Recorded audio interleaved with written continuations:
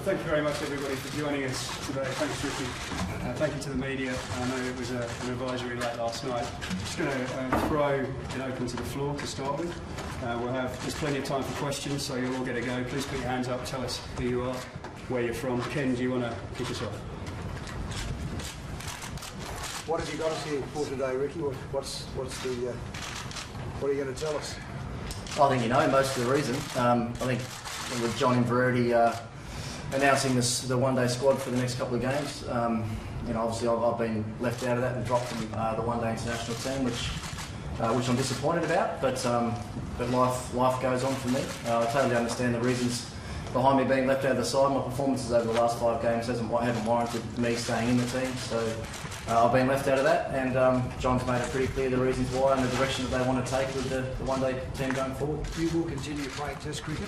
I'll continue playing Test cricket, yeah, and I'll continue playing cricket for Tasmania as well. So, I think it proves to myself and everybody else that I'm still capable of dominating Test cricket as I did in the last series against India, and I'm looking forward to getting back and playing the last couple of Shield games for Tasmania this year, and then heading to the West Indies hopefully with some runs under my belt. But Ricky, you've had lean patches before in the one-day arena. Did they pull the trigger too early in this instance, do you think? Were they a bit premature? Oh, look, at the end of the day, I'm my best selector. If I'd have scored runs in these 5 games, then obviously I wouldn't have been dropped. So I've left the door open for them to make the decision that they've made yesterday. That's the way I'm looking at it.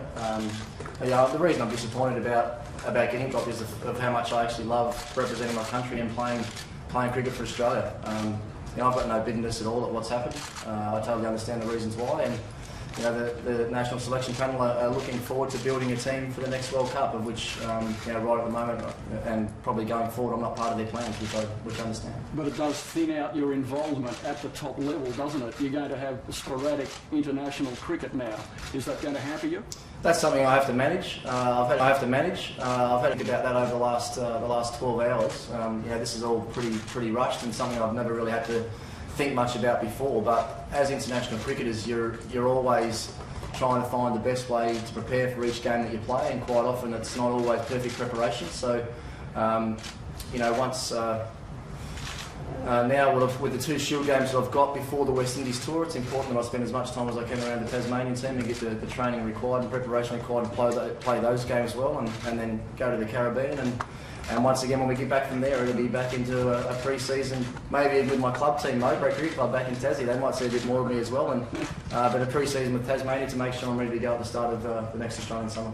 Ricky, so does this mean that you're not effectively retiring from one-day cricket? You'll still be playing whatever cricket you're picked for?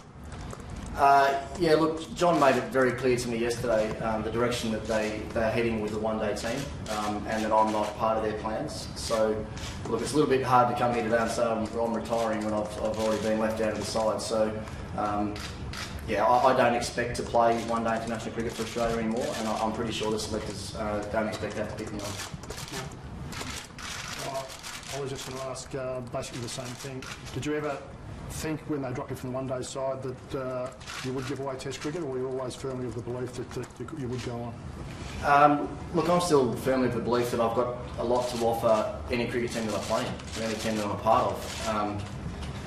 With the Indian Test series going the way that it did for me only a few weeks ago, reinforced that I still have what it takes to be, as I said, a dominant player at international level in the Test arena. So, did the thought come into my mind? The thing that I thought about most yesterday was just how I was going to manage my time and to be well prepared to play every Test match that I play for the remainder of my career. That obviously now with no one-day international cricket, that becomes a little bit more difficult for me, but there are other players around Australia at the moment that play Test match cricket only, and I've seen it in the past with Steve Waugh and Mark Carter and David Boone and those guys when they had retired from one-day cricket. They managed to play Test match cricket only and play it well. So, I've got some things that I've got to look at and work out, but I'm really excited now to get the chance to play a couple of games for Tassie and then see how many more Test matches I can play for Australia. Really, do you want to pick your time? Steve Waugh had a fair role of 4 Tests, obviously. He retired at the beginning of the summer. Mark Waugh played until he got dropped. Where do you see your career ending in that spectrum? I haven't had a lot of time to think about that just yet. I mean, as I said, this has all happened, really quickly for me. And The passion for the international game of cricket for me has not died or changed one little bit, and I've made it very clear right through the Australian summer this year that I still don't see a finish line as far as my international career is concerned. And it's probably now that one-day cricket isn't there anymore. We all know that day is coming closer and closer for me. But look, I don't think I'm the sort of person that's going to want to have a massive farewell series. I'll make a decision when I think that I can't contribute to winning games of cricket for Australia, and that's all that's been motivating me for the last 12 months is to be the player that I know I can be and to do the best that I can for the Australian cricket team and try and win games of cricket. And when those feelings, if you like, die off, then it'll be time for me to hang up the boots. So Ricky, it seems doesn't worry you that you might be told when your Test career is over, rather than you walking away in your own terms. It doesn't seem to worry you that might be the scenario you'll end up with. Well, I thought a little bit about that yesterday afternoon when I found out about being dropped from this side, and I've always been of the belief that I don't mind people trying things and failing, and that's the way I'm looking at it as well. I tried my best over the last 5 games to be the best player that I could be and to win games of cricket for Australia. Unfortunately, I couldn't do that and I failed, and I've been dropped from the one-day side. But to tell the honest truth, I didn't actually really see this coming either. I had no communication from the selectors that it might have happened through this series, but at the end of the day, as I said, it's my job as an international batsman to score runs, and I haven't done that in the last few games. Can you be too proud about this?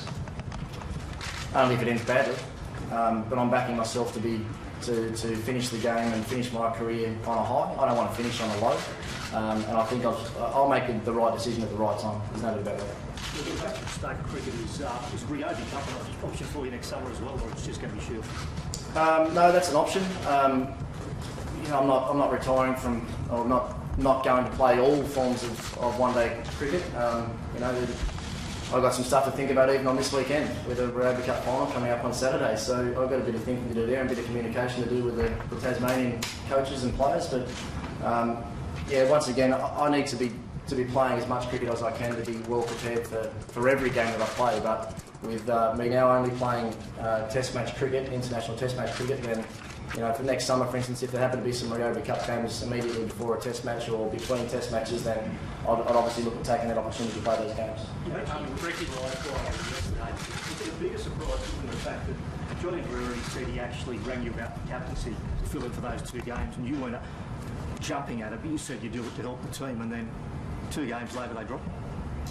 Yeah, well, that's exactly what happened. I was reluctant to take on the captaincy for the reasons that other guys had been named vice captain. I thought there was an opportunity there for David Warner in particular to get a bit of experience in what it's like to actually lead a cricket team. But they were reluctant to do that, and I think John's explained the reasons why. So that really just left me with a decision to make whether I wanted to do it. And I honestly felt deep down that it was best for the team that I took that role on and tried to get the team through the last couple of games in the best way possible. So, with the amount of experience that I had, it was probably a pretty easy decision. I mean, I captained nearly 170 games, so it was going to come a bit easier to me than it was going to come to someone that had never captained international cricket before. So, yeah, look, I took that on, almost put my neck on the line a little bit for the team, but that's what I've always done and that's what I always continue to do.